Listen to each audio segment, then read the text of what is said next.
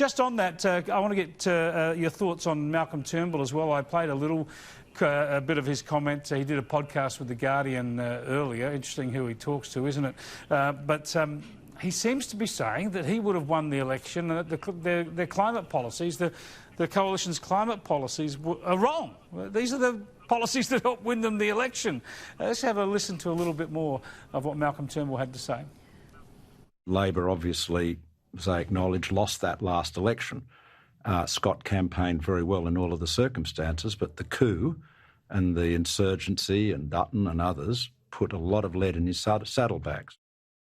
So the coup put the lead in Scott Morrison's saddlebags, Kate. I mean, the coup put Scott Morrison into the Prime Ministership without the lead of Turnbull's climate policy. He was able to differentiate. I mean, I agree with Malcolm Turnbull in one respect. I always said the coalition should be able to win the election because Labor's policies were so extreme on tax and climate. But it was only by changing to Morrison that they were able to make that distinction.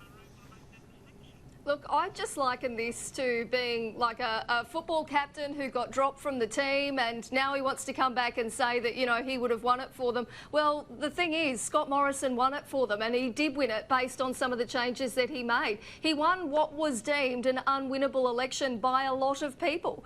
You know, whether you believe that he was going to win or not, he was able to do it. And I don't think that Malcolm Turnbull would have been able to do the same thing, whether he believes that he could or not. But I'm always fascinated by by politicians who've been ousted or been dropped by their party, then coming back and acting as though they could have changed things. I just think it gets really old. Yeah, we're going to see a lot more of it, Gemma. A book coming out next year, and I think. Well, it's up to the former leaders how they conduct themselves. We've got a country full of them at the moment, so it's a bit of a living experiment. We're no shortage of them. Look, there's that old truism, Chris, about it's not how you start something, it's how you finish it, and whether you finish by your own hand or by somebody else's, and that actually is the mark of the person. And I constantly reflect and circle back to Julia Gillard, and when she exited with dignity and with class and conducted herself accordingly. There was none of this, and I think she sort of set the benchmark for that set of circumstances. It must be a terrible, and I don't say this tritely either, it would have been a terrible sting and a terrible blow to him personally, professionally, to exit the way he did. But I will say this, you live by the sword, you die by the sword.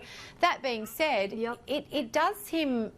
It's a terrible reflection on his sense of self-awareness to trot around talking to friendly media and who are only going to agree with him and not challenge him. You know, I would have won. This was the climate change election. That's what everybody on the left said that it was, and Australia voted with their feet. I don't understand how he can, in good conscience, say that. But that's for him to reckon with. I guess a few key things to add from the Labor review. So the Labor review into why they lost the election, you know, they raised a few things. One, they didn't change tack when Morrison was made leader. So they had this whole thing, oh, big end of town, etc. And they weren't able to shift tack. So that's a key factor in why they lost. His relative unpopularity in Queensland.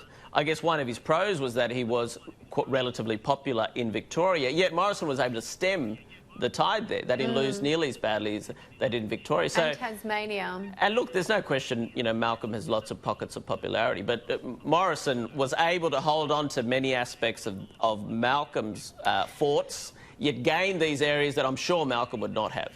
Well, we've got to stop talking about this. We've got to stop talking about this because, sadly, we're probably going to talk about it next year when there's a book out as well.